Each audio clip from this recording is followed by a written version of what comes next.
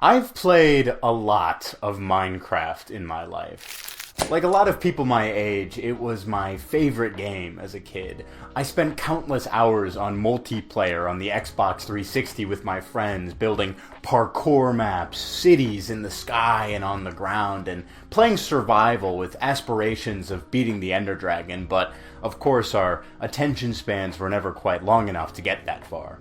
To say that Minecraft is massive is an understatement. I don't think that it's much of a stretch to say that it's in the top 3 most culturally significant games of all time, rivaled maybe only by, like, Pong, Mario, and Tetris.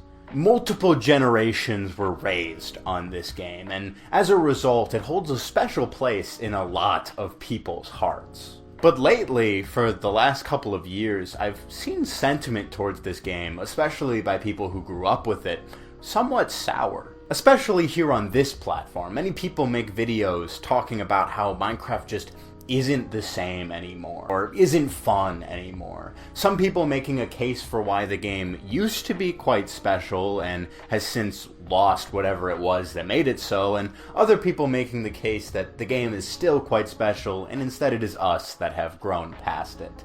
But I've yet to see anyone make the argument that maybe Minecraft was never all that special in the first place.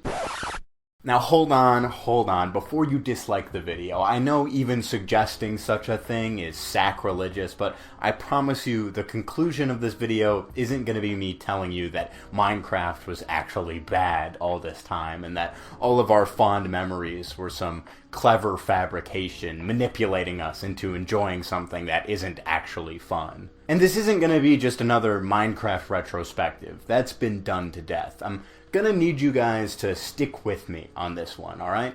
Today, we're gonna ask ourselves, what was it that made Minecraft so special?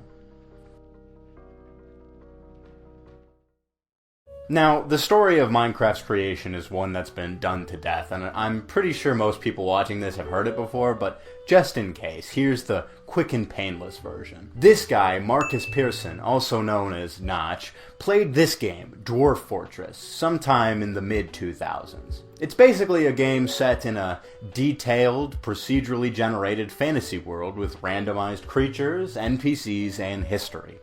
That procedurally generated bit is important, as it became a staple of what would become Minecraft. A game that started as a Dwarf Fortress clone called Ruby Dunge, and then evolved into this, the alpha version of Minecraft. It's in this stage that Minecraft would gain its core features, its blocky style, and its 2 staple modes, survival and creative. It is also in this stage that the game would first gain attention, continuing to evolve until its official release in 2011. It would be picked up by gaming YouTubers, which would act as the game's main source of traction. I mean, seriously, these guys did the job of like 100 marketing majors for this game. A year after its release on PC, the game would be picked up by other platforms, such as the Xbox 360, where a young me would first play it. After my older sister begged my mom for it, she had played it at a friend's house and fell in love with the game. I quickly followed suit. What entranced me more than anything was the survival aspect. That feeling of having to barricade yourself away from the monsters on that first night, hiding underground just to dig into a cave filled with yet more monsters, barely fighting them off, foraging for food, exploring vast, randomly generated worlds. It was truly exhilarating in a way that I had never experienced before. Surely this is what makes Minecraft special.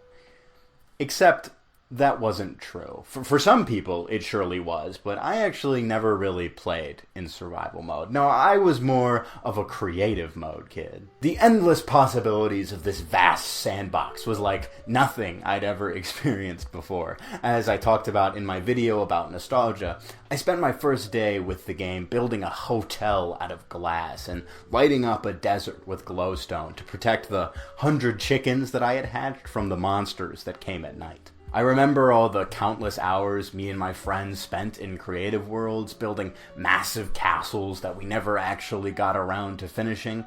Don't even get me started on redstone and all the endless possibilities that opened up once I had started tinkering with it. Now this is what made Minecraft special.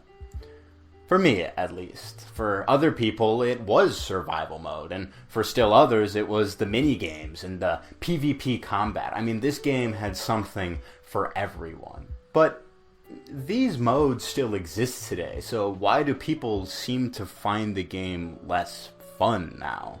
I guess a better question is, what makes a game fun? I mean, it's such a subjective thing. Can we pinpoint what it actually is? Is it tight gameplay mechanics, well-crafted worlds, great music? What is it? What makes a game fun? I mean, what even is fun?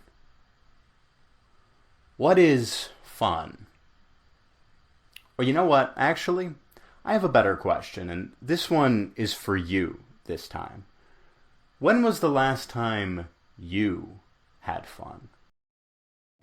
For a lot of people watching, I'm sure it's been a while, and for everyone watching, I'm sure it happens a lot less frequently than when you were younger. And, I mean, that makes sense. Before the stresses of adult life sank in, before you had to work to survive, manage bills, keep the lights on, keep food on the table, maybe you're responsible for other people and their survival. Fun is obviously not something we can necessarily define, but everyone watching this knows how it feels, and I think we can all agree that it only really happens when we are free from these existential worries. When we aren't in survival mode, no pun intended. When we aren't burnt out or anxious. When we aren't constantly faced with the horrors of our world. That's what Minecraft was. It was a place, somewhere free of these pressures, where we could decide what we wanted to do, what we wanted to create or achieve. But it wasn't the game itself that was creating the fun, and that is why I said earlier that maybe it wasn't the game itself that was all that special, though it definitely is in a lot of ways. It was us that were creating the fun. I mean, the fact that humans are even able to have fun at all, to actually enjoy this whole being alive thing, is quite a special thing, but as the pressures of real life mounted, it got harder and harder to keep them out of that place. And we've kind of resigned ourselves to this reality. Having fun is kind of seen as a childish thing, something for kids exclusively, but isn't it kind of the entire point to actually live and enjoy living rather than just surviving? The need to fight for your survival has always been a part of the human experience, but while it was once an inevitable part and one that was handled communally, it is now one that is increasingly tackled alone. Overwhelmingly alone in our hyper-individualistic society. Furthermore, it's actually no longer inevitable, at least not to the degree that we treat it. Due to technological advancement, we are more productive than ever by a wide margin, and yet we work more than ever. And billions of people still live in poverty, while an increasingly small amount of people live in disgusting luxury. In the face of that, it might seem silly to even bring up fun or Minecraft, but I think it actually rests at the core of what our world should be. Fun, that is, not Minecraft. A world in which people not only survive, but live. Now, of course, as you get older, the things that you find fun change. I mean, I don't play tag anymore, but I don't see any video essays about how tag just isn't the same. As you mature, you enjoy different things, but those things should still be based in fun, meaning we choose to partake in them for the enjoyment of it. But in this climate of survival and anxiety, they often become coping mechanisms, and then addictions, whether or not they are actually physically addictive. Food, substances, even things like sex and love. I mean, there's a reason we have problems with all of these things in our modern society. They aren't just fun things, they're survival mechanisms. It's almost like nothing is just a fun thing anymore. Of course, there are unavoidable aspects of life that aren't fun. I mean, death comes to my mind first and foremost, but I mean, I guess you could say that the fun of a game is made more precious by the fact that it is limited. Now here's the good news. It is still possible to have fun, even as an adult, in this increasingly difficult world. It takes work, lots of work, but it is possible. And I would argue it's necessary. We need to inject moments of fun and wonder back into our lives. Play games, sing songs, explore, and see the world for the crazy, wonderful thing that it is. I mean, have you seen elephants? Look at this thing. I can't believe this is real. Putting aside the worries of life for a moment is extremely difficult, but it's crucial to our survival. And now, the bad news. That's not enough. If we want to build the world that we all deserve and is so very possible, a world in which everyone can actually live and not just survive for the benefit of a very few and actually have fun, it's going to take work. It's going to take collective action. So, if you can, please, try and have those moments of fun and wonder and sit in them, appreciate them, see the world as you did when you were a kid.